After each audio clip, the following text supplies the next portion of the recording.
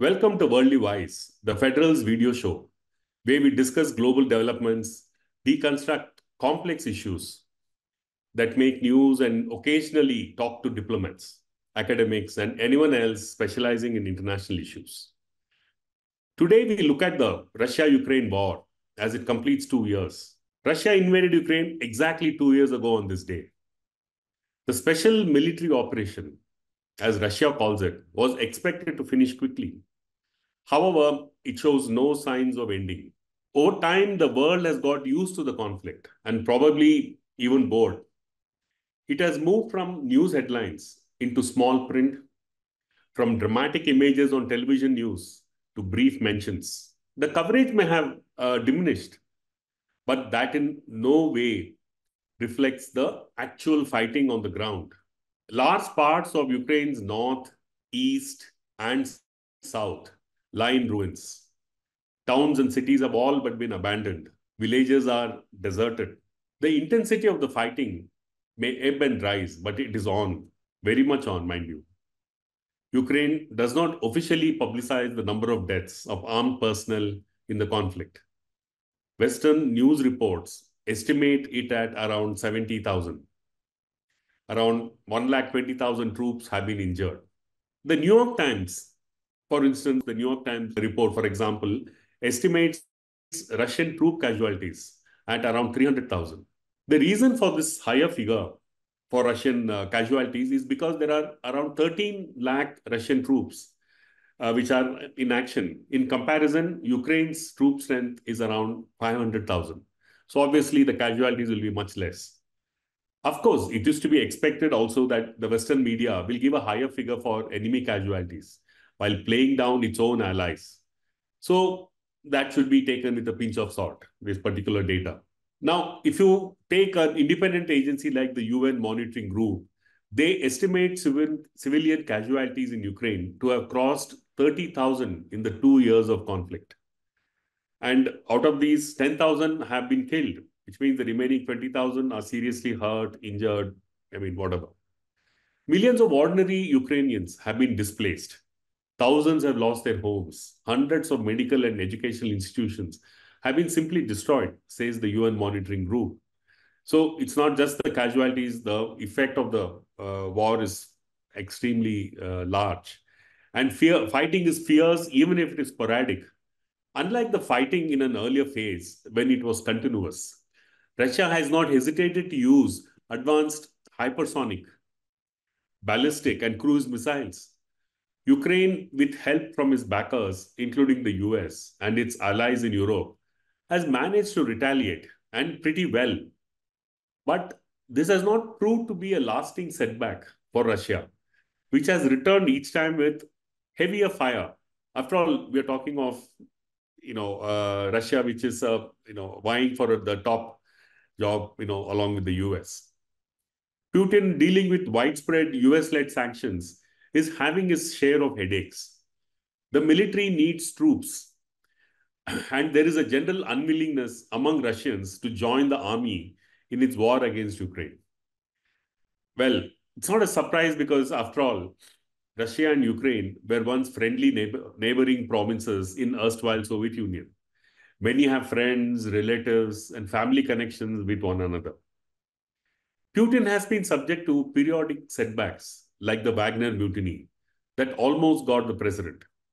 Russians have showed open opposition to the war by sporadic protests and unwillingness to join the army. Many simply don't identify with the war. Thousands have attempted to flee Russia to avoid conscription. So it is an unpopular war in Russia, with Putin barely managing to control the narrative. Any war or wars, they take a huge toll on a nation's economy, infrastructure, and morale. It is the last resort when all other avenues fail. Does the reason for the Russia-Ukraine conflict stand up to scrutiny? The immediate trigger was Ukraine's possible membership of the Western military grouping NATO, the trigger for the current war that is going on. And this comes when there was already an undercurrent of tension between Ukraine and Russia since 2014, following the civil unrest in Kiev that saw the overthrow of the pro-Moscow president Viktor Yanukovych. After this came Russia's annexation of Ukraine's strategically important port of Crimea. Using covert methods and separatists in Ukraine, Russia captured parts of the Donbas region bordering the two countries. This I'm talking about in 2014. A series of ceasefire deals were signed between the two nations, but none really worked. Low intensity conflict continued in those Donbas, and it continued till 2022 when Ukraine's president Zelensky declared his country's intention to join the Western military grouping NATO. Well, this set the cat among the pigeons, so to speak. Russia warned Ukraine against joining NATO, as this would mean its historical enemies, the US and Western Europe, would set up base across its border. You may recall that Putin was a KGB officer when the Soviet Union disintegrated, and he knew fully well the active role played by Western intelligence to break up the erstwhile superpower. He was insecure and indicated as much. He minced no words on this count. But the West ignored him totally, and they egged Ukraine on. Its president, a former comedian, Zelensky, underestimated Putin's mood. A novice in politics, he had no previous experience in politics until he campaigned and became a president. Zelensky did not take him seriously and allowed the West to raise the pitch.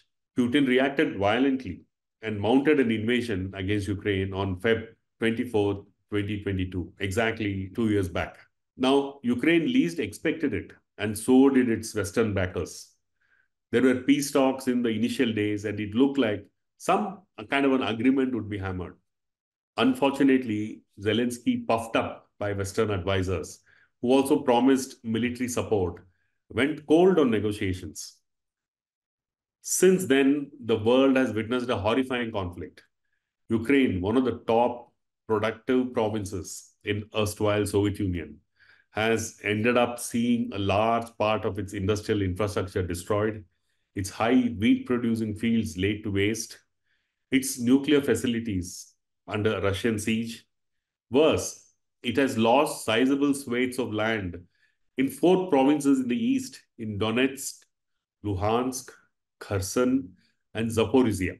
Now, the question is the issue of joining NATO so important for Ukraine that it required to provoke Russia and then carry on fighting even at such a huge cost?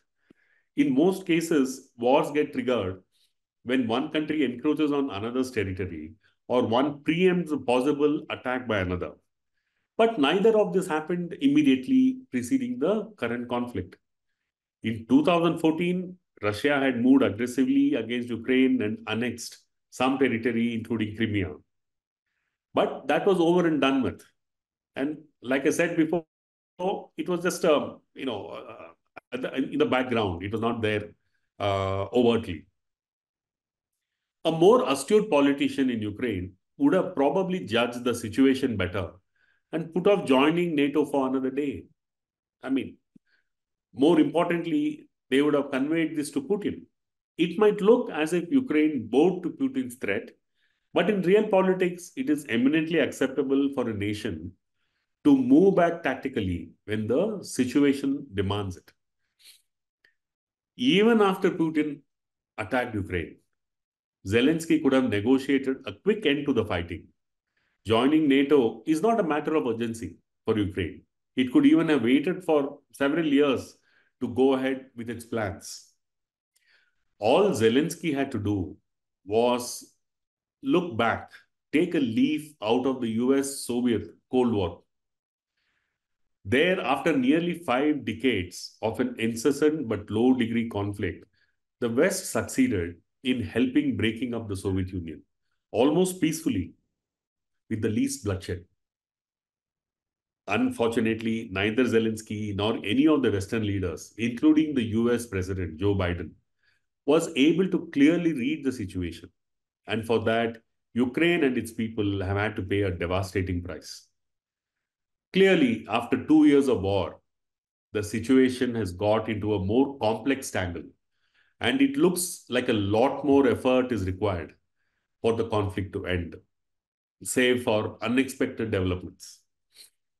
The latest is that the United States is getting a trifle tired with the conflict and has indicated that it would wind down its backing of Ukraine. Mind you, it's a very big step. And this is not good news for Ukraine. Extensive, unbiased, thorough. The Federal Pudhiya Thalaimurai Apt Nationwide 2024 Pre-Poll Survey gives you the pulse of the nation. 7 p.m. on the Federal's YouTube channel.